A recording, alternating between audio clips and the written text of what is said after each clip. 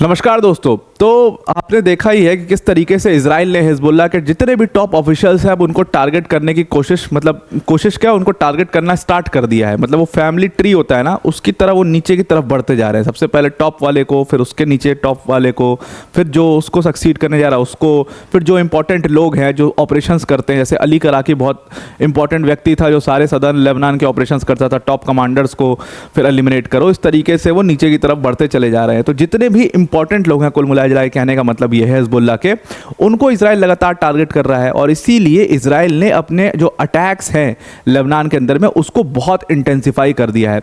अभी जो recent attack किया है इजराइल ने लेबनान के ऊपर, वो एक्चुअल में सेंट्रल बेरूत पर ये अटैक किया है। और सेंट्रल बेरूत के इस अटैक में, ये इतना बड़ा अटैक था कि इसमें कहा जा रहा है कि 18 लोगों की जान चली गई है और कम से कम लगभग 100 लोग इसमें इंजर्ड हैं। अब इसमें सबसे इंपॉर्टेंट बात यह है ना कि अभी तक जितना भी अटैक इजराइल ने किया हुआ था वो अटैक सारे के सारे आउटर रीजन्स में कर रहा था। मतलब बेरूत के भी आउटर रीजन्स में अटैक कर रहा था, पोर्ट वोट पर, क्योंकि पोर्ट में बताया जाता है कि हिजबुल्लाह के लिए बहुत बड़े मात्रा में जो सामान पहुंचता है वो बेरूत के पोर्ट पर भी पहुंचता है। तो पोर्ट पर उसने एक दो बार अटैक किया इजराइल ने। उसके अलावा सदर्न लेबनान में बहुत अटैक किया इजराइल ने कि वहाँ पर हिजबुल्लाह का स्ट्रॉन्ग होल्ड है, वहाँ पर अटैक करेंगे। लेकिन ये सारे अटैक्स अभी तक बाहर की जगह पर हो रहे थे। मेन सिटी के सेंटर पर अटैक कभी इजराइल ने अभी तक नहीं किया था। ये जो अटैक किया है जिसमें 18 लोगों की जान चली गई, कम से कम 100 लोग घायल हैं और ये जो डेथ टोल है वो लगातार बढ़ते चला जा रहा है, वो एकदम सेंट्रल बेरूत के एरिया में किया है। मतलब एकदम बीचों बीच ये अटैक किया गया है और एकदम वहाँ पर जो है एक नेबरहुड है, बाकायदे वहाँ पर लोग सिविलियन वगैरह सब रह रहे थे। एकदम रिकॉर्डेड वीडियो है ये किस तरीके से अटैक हुआ। लेकिन हालांकि इजराइल ने पहले इस चीज़ की वार्निंग निकाल दी थी। वो एकदम जैसे एविक्शन नोटिस आता है ना आज घरों पर, जैसे वैसा एक नोटिस निकाल रहा है आजकल इजराइल। उसने एक नया तरीका ईजाद किया है, वो नोटिस निकालता है बाकायदे कि हम यहाँ पर अटैक करने वाले हैं, यहाँ पर जितने लोग हैं वो अपनी जगह को छोड़ करके जल्दी से वहाँ से मूव हो जाएं। तो अब इसमें ये भी बहुत बड़ी बात है कि हिजबुल्लाह के जितने ऑपरेटिव्स हैं उनको चिन्हित करने के लिए भी शायद ये काम किया जा रहा हो इजराइल द्वारा। खैर, इस अटैक में अभी तक 18 लोग और कम से कम 100 लोगों की इसमें इंजरी हुई है। पहले ये नंबर 11 था, लगातार ये नंबर बढ़ता चला जा रहा है। और जितना बड़ा ये अटैक है उसको देखते हुए, जो हॉस्पिटल्स में आवागमन देखते हुए, ये कहा जा रहा है कि इस अटैक में कम से कम डेथ टोल जो है वो 20 से 25 भी पहुंच सकता है। जो इंजरी लोगों को है वो भी धीरे धीरे वो नंबर भी लगातार बढ़ते चला जा रहा है, वो भी 100-150 तक पहुंच सकता है। तो ये इतना बड़ा अटैक जो है वो इजराइल द्वारा किया गया है हिजबुल्लाह के ऊपर। अब इजराइल जब भी बेरूत के ऊपर अटैक करता है तो मतलब साफ है इसका कि हिजबुल्लाह के किसी टॉप ऑफिशियल को टारगेट करने के लिए अटैक किया जा रहा है। तो अभी तो सारे टॉप ऑफिशियल्स को इन्होंने मार ही दिया है। तो अब कहना यह है, जो इजरायली न्यूज़पेपर है द इजराइल टाइम्स का ये क्लेम है कि वो यहाँ पर वाफिक साफा को खोज रहे हैं। वाफिक साफा है कौन ये व्यक्ति? अभी समझ लो आप, हिजबुल्लाह के इंटरनेशनल रिलेशंस देखने वाला अगर कोई व्यक्ति है तो वो वाफिक साफा है। अभी उन्होंने रिसेंटली मतलब हसन नसरल्लाह को मारा, उसके बाद हाशिम सफ़ेदीन को बोला गया कि ये सक्सेसर बनेगा। फिर उन्होंने हाशिम सफ़ेदीन को भी, बेंजामिन नेतन्याहू ने तो क्लेम कर ही दिया है कि हमने हाशिम सफ़ेदीन को एलिमिनेट कर दिया है, वो बहुत गंभीर रूप से घायल थे and he is come to his injuries. Hashem Safieddine के अलावा अली कराकी वगैरह, फवाद शुक्र, ये सब तो मरे चुके हैं। तो अभी रिसेंटली में टॉप लेवल पर आप देखोगे तो एक नाइम कासिम है। Naim Qassem is a political man और वो मिलिट्रीली बहुत ज़्यादा खतरा नहीं है इसराइल के लिए, इसीलिए they are not targeting him. और वो बाहर भी रहता है तो इसलिए वो they are not targeting him. और तो उनका जो नेक्स्ट टारगेट है टाइम्स ऑफ इजराइल के हिसाब से वो है वाफिक साफा। अब ये व्यक्ति वाफिक साफा कौन है? ये सारे हिजबुल्लाह के फॉरेन रिलेशंस को मैनेज करता है।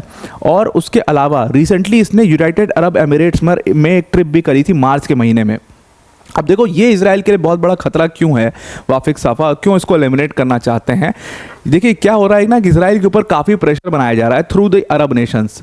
अब ये वाफिक साफा जा रहा है यूनाइटेड अरब एमिरेट्स में मिल रहा है ऑफिशियल से, कतर में जाएगा वहाँ मिलेगा, सऊदी अरेबिया में जाएगा वहाँ मिलेगा।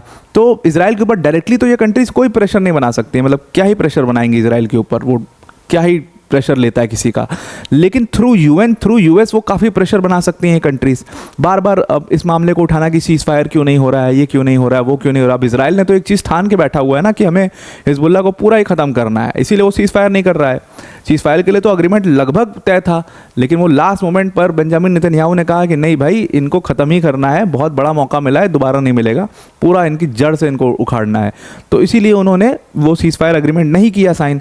और इसीलिए आप देखो कि ये जो अटैक है उसको तेज़ी से इंटेंसिफाई करते जा रहे हैं, क्योंकि ऑलमोस्ट ये ग्रुप्स जो है ना बहुत कमज़ोर हो चुके हैं, और जितना उचित सपोर्ट इनको ईरान से चाहिए वो उचित सपोर्ट इनको मिल नहीं पा रहा है। देखो, ईरान ने एक अटैक किया, उसके बाद फिर शांत बैठ गया है, बिल्कुल कोई स्टेटमेंट वगैरह कुछ नहीं आ रहे हैं।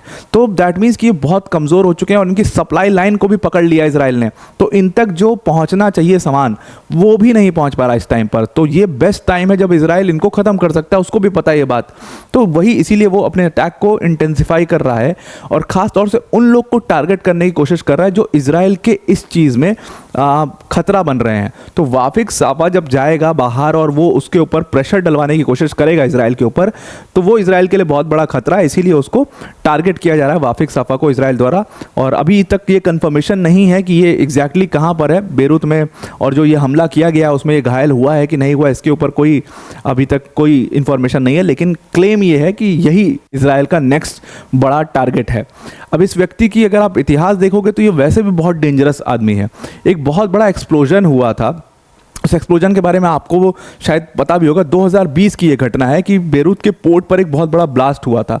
ये ब्लास्ट एक्चुअल में हुआ था अमोनियम नाइट्रेट की वजह से, बहुत बड़े अमाउंट में। कितना एग्जैक्टली कितने बड़े अमाउंट में अमोनियम नाइट्रेट वहाँ प्रेजेंट था इसके बारे में इंफॉर्मेशन ज़्यादा है नहीं, पर लेकिन ये पता था कि बेरूत के पोर्ट पर बहुत बड़े अमाउंट में अमोनियम नाइट्रेट स्टोर किया हुआ था, और अचानक से वो अमोनियम नाइट्रेट जो है उसमें आग लग जाती है और बहुत बड़ा ब्लास्ट होता है। इतना बड़ा ब्लास्ट होता है कि लेबनान में कम से कम पूरे लेबनान तक इसको फील किया गया, टर्की तक इसको फील किया गया।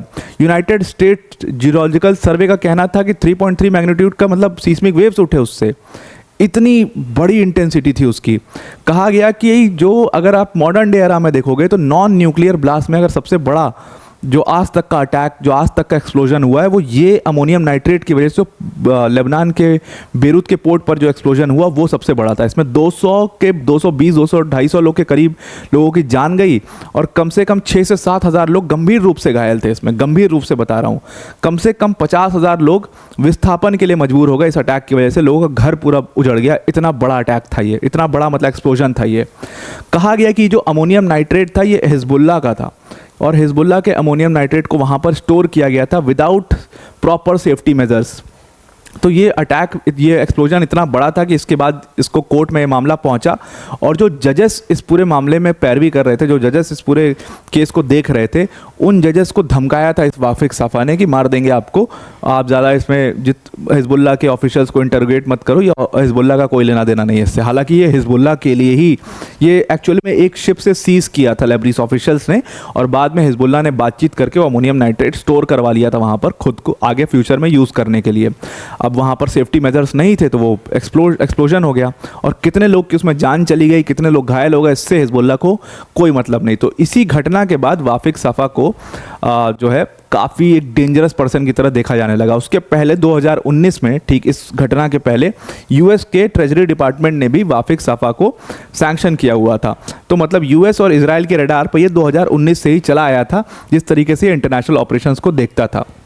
अब जो ये अटैक किया गया है इसराइल द्वारा लेबनान के ऊपर, खास तौर से बेरूत के ऊपर, तो जैसे एक एविक्शन नोटिस आता है, जैसा कि मैं आपको बता रहा था, उसी प्रकार से जैसे एविक्शन नोटिस होता है, उसी प्रकार से इस बार भी इन लोगों ने अपना वार्निंग दी लेबनीज सिविलियंस को कि भाई जो लोग भी इस एरिया में रहते हैं जहाँ पर हम अटैक करने वाले सेंट्रल बेरूत का एरिया है, वो लोग यहाँ से बाहर निकल जाएँ, क्योंकि यहाँ पर बहुत बड़ा अटैक होने वाला है, और जितने भी ये हिजबुल्लाह के ऑफिशियल्स हैं सब वहाँ पर छिपे हुए हैं, वो हमारा टारगेट है, उनके ऊपर हम अटैक करने वाले हैं। तो एकदम वैसे ही लोग जो है निकल जाते हैं। अब इसमें मैंने आपको बताया था कि यूनाइटेड नेशंस के कुछ जो वहाँ पर ऑफिशियल्स काम कर रहे हैं वो भी घायल हुए हैं। तो यूनाइटेड नेशंस की जो फोर्स है लेबनान में जो काम कर रही है, इंटरिम फोर्स इन लेबनान कहते हैं उसको, UNIFIL, वो उनका कहना है कि एक इंसिडेंट ऐसा हुआ जहाँ पर इजरायली टैंक ने एक वॉच टावर पर अटैक किया। ये वॉच टावर जो है वो हिजबुल्लाह का था।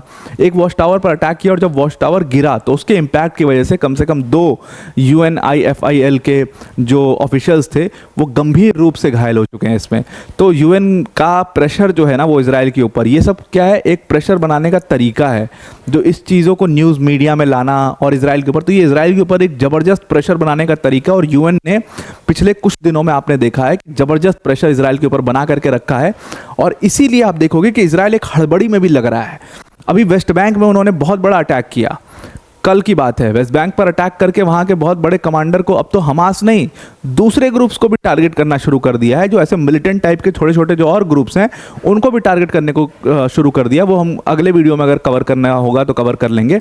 वहाँ पर भी अपना अटैक इंटेंसिफाई कर दिया। तो मतलब एक हड़बड़ी है कि जल्दी से अटैक करके इनको ख़त्म करो, क्योंकि अब प्रेशर जो है वो यूएन की तरफ से और यूएस की तरफ से भी पड़ना शुरू हो चुका है। यूएस में है इलेक्शंस, सारा फोकस उधर है, तो इस वजह से भी ये लोग इस बवाल को जल्दी से ख़त्म करना चाह रहे हैं, क्योंकि वहाँ पर इलेक्शंस के बाद क्या सिनेरियो होगा वो बहुत मुश्किल है देखना। तो आई होप आपको ये पूरा आर्टिकल समझ में आ गया होगा। वीडियो को एंड करने से पहले अनअकैडमी टीम की तरफ से एक बहुत बड़ी अनाउंसमेंट है। देखिए, अगर आप यूपीएससी सीएससी 2025 की प्रिपरेशन करना चाहते हैं तो अनअकैडमी ने आपके लिए बहुत बड़ा ऑफर लॉन्च किया है। अनअकैडमी ने अपने यूपीएससी सीएससी की सब्सक्रिप्शन फीस में बिगेस्ट एवर प्राइस ड्रॉप किया है, और अब आप यूपीएससी सीएससी का जो सब्सक्रिप्शन है वो सिर्फ और सिर्फ 24,999 में ले सकते हो। मतलब इस प्राइस में आपको अनअकैडमी की टॉप फैकल्टीज़ जैसे मृणाल सर, प्रतीक सर, सुदर्शन सर जैसी फैकल्टीज़ पढ़ाएंगी, प्लस इसके साथ में आपके लिए 1-to-1 मेंटोरशिप भी होगा और आपके लिए स्पेसिफिक डाउट सेशंस भी लगाए जाएंगे। अपने आप में एक कंप्लीट प्रोग्राम होगा जहाँ पर जीएस, सीसैट, टेस्ट सीरीज सब कुछ कवर कराया जाएगा। तो अगर आप इस कोर्स को इस डिस्काउंटेड प्राइस पर ज्वाइन करना चाहते हैं तो डिस्क्रिप्शन में एक लिंक दी हुई है, उस लिंक पर क्लिक करिएगा और जहां पर यूज़ कोड का ऑप्शन आएगा वहां पर आप APYT10 यूज़ करना, तो आप इस कोर्स को अवेल कर पाओगे। तो आई होप आपको ये पूरा आर्टिकल समझ में आ गया होगा। आज के लिए इतना ही। Thank you and have a nice day.